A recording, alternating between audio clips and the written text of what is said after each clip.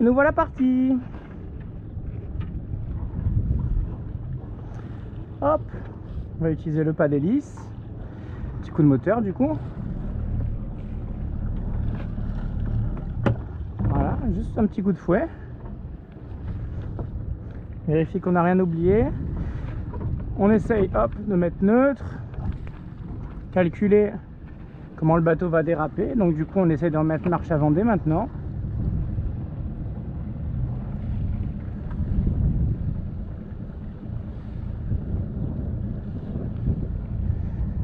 Voilà, bye bye Scardino. See you next time. Hop. Voilà, on va se concentrer pour la sortie de notre port. On ira ranger tout ce qui est amarre, par batte et tout par la suite.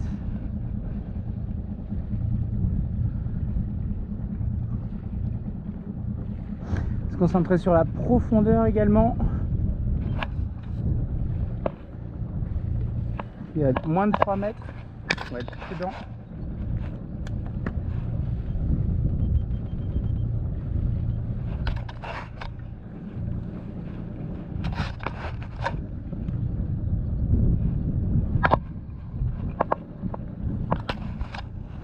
Voilà, bah Saori, écoutez, ça faisait quand même 20 jours que j'étais pas à bord et je suis arrivé hier soir. Donc c'est quand même assez rare pour moi d'arriver sur le bateau, boum, et de partir le lendemain.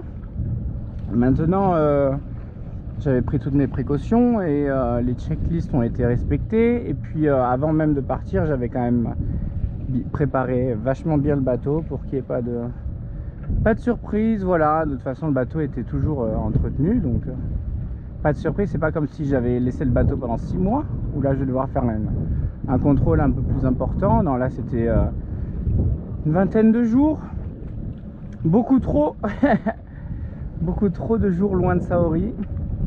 Et là nous y revoilà, voilà, à peine le temps de dormir une nuit à bord et on est reparti de plus belle, cap vers le sud évidemment. Sud-est. Hop, on a un petit bateau qui est en train de manœuvrer. On va s'arrêter pour lui donner le plus de temps possible, ne pas l'embêter. Et nous, niveau flotte, on a un chenal. C'est vrai qu'il y avait un chenal qui était assez délicat de nuit, avec beaucoup de lumière qui se superposait. Alors que fait-il ?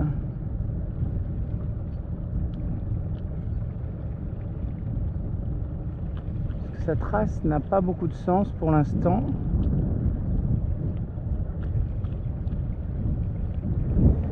Voilà, bah regardez un petit tour un petit peu. Donc Scarlino, une marina quand même particulièrement onéreuse, hein, qui se prend pas pour de la merde, on va dire les choses, on va dire les termes. Donc on aura le temps d'en reparler, etc. Mais elle est plutôt bien située. Le bateau là-bas est magnifique. Il est d'une hauteur incroyable.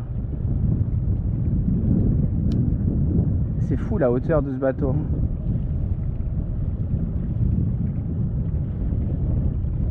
Le franc-bord là, vous voyez, il va aussi haut que mon taux. Enfin voilà, donc écoutez, Scarlino, une marina qui au final n'offre pas plus de services que ça qu'ailleurs, hein. Ils se prennent vraiment pour une marina avec de luxe, on va dire. Et au final, ben, on se rend compte que le service est à peu près identique qu'ailleurs, hein, pas spécialement mieux, hein, vu qu'ailleurs c'est déjà très correct. Donc il n'y a pas de surprise à se faire à ce niveau-là. 4.2 au niveau de la profondeur. Voilà, par contre tout est payant quoi. Les douches sont payantes, avoir un taquet supplémentaire c'est payant, déplacer le bateau c'est payant, l'électricité c'est payant, l'eau c'est payant. Donc on aura le temps d'en reparler, etc. Mais c'est vrai qu'il y a des moments où c'est assez frustrant quoi. Vous venez de recharger pour l'électricité, donc à savoir que c'est évidemment la machine ne prend pas de pièces.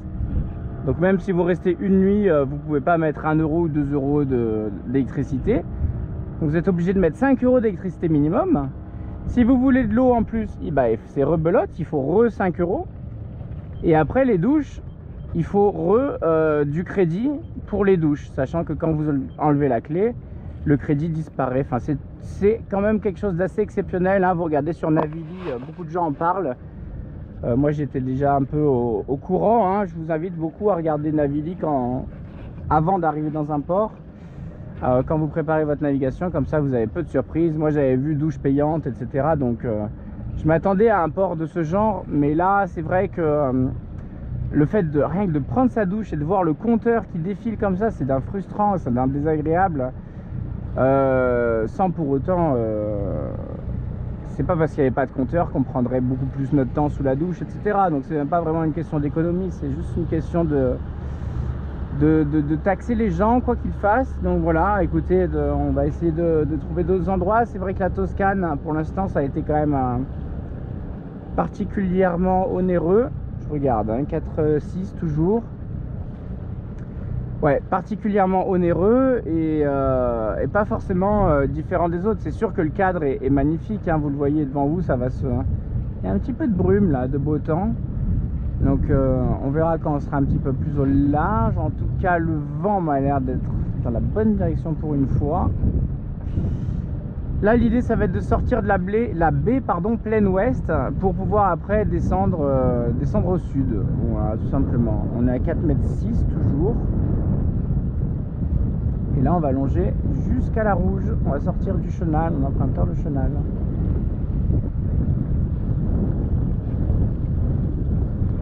Voilà, donc renseignez-vous, utilisez beaucoup Navili. Navili, c'est une application merveilleuse pour ça.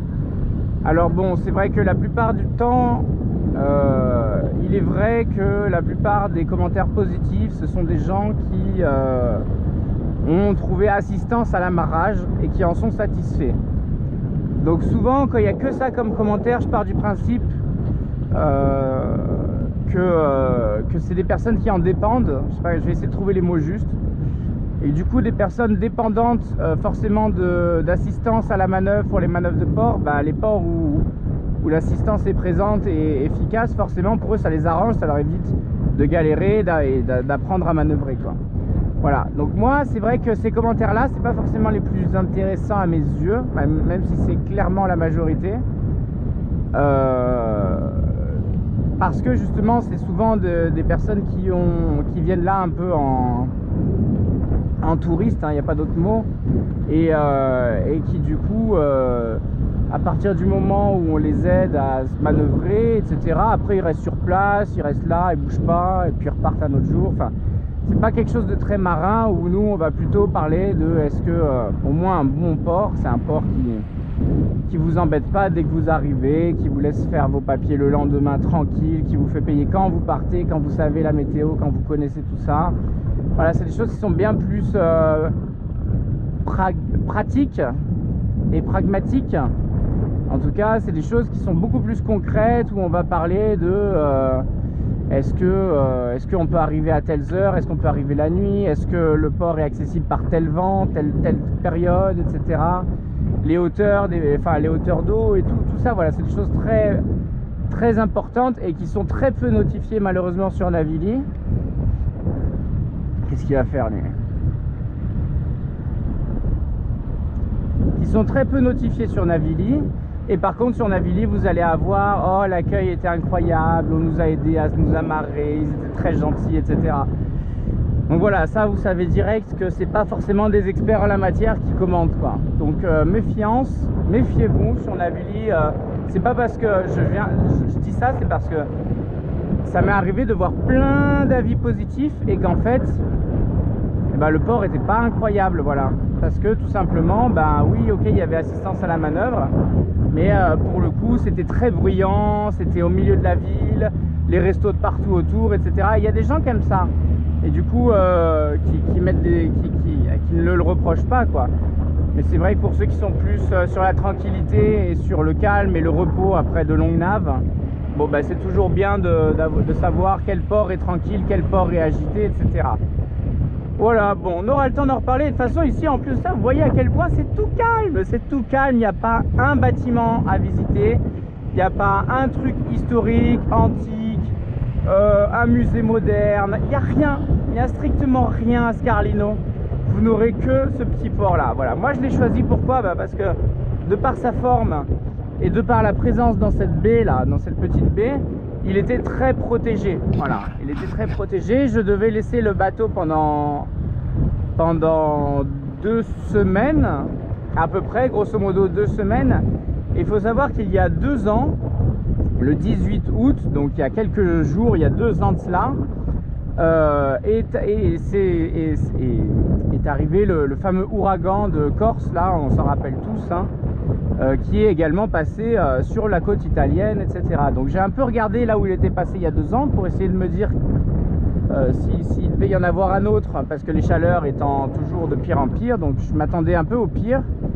J'ai envisagé un peu le pire, et ce qui m'a mené ici, parce que c'était pas vraiment sur la route de l'ouragan précédent, et qui plus est, il y avait des catways, donc du coup ça me faisait un voisin sur 2 en moins, la possibilité de m'amarrer correctement, un peu mieux en tout cas, et voilà, et le fait que la baie soit un petit peu protégée, voilà, c'est tout ça qui a, toutes ces caractéristiques qui ont fait que j'ai choisi ce port là pour me protéger durant mon absence. Voilà.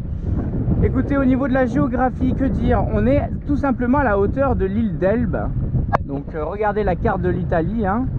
Vous avez l'archipel toscan qui fait un arc de cercle tout autour de l'île d'Elbe, hein, qui fait un arc de cercle sur la carte, avec plein de grosses îles, hein, elles sont assez grosses, et la Corse de l'autre côté. Voilà, on aura sûrement l'occasion de le voir derrière tout ça.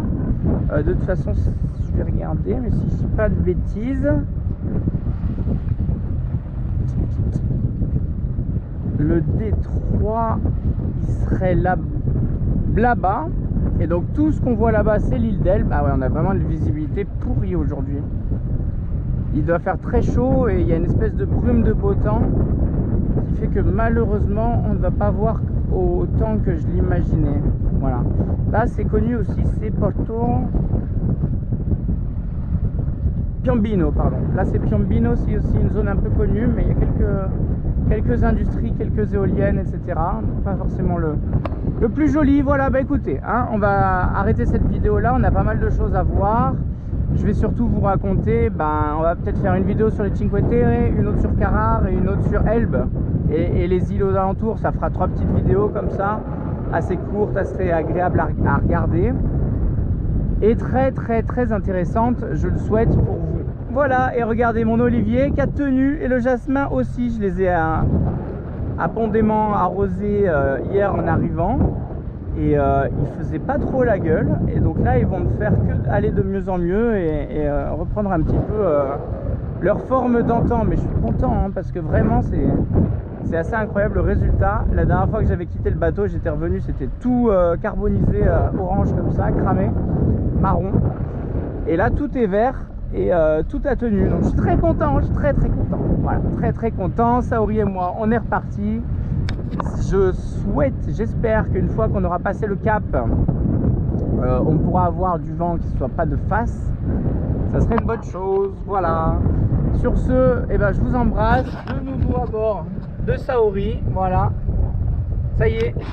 Et puis en avant pour la suite, hein. En avant pour la suite, avec une petite quelques vidéos rétrospectives des étapes précédentes que j'ai fait en famille et donc que je n'ai pas pu vous partager. Je vous embrasse, je vous dis à bientôt, bye bye.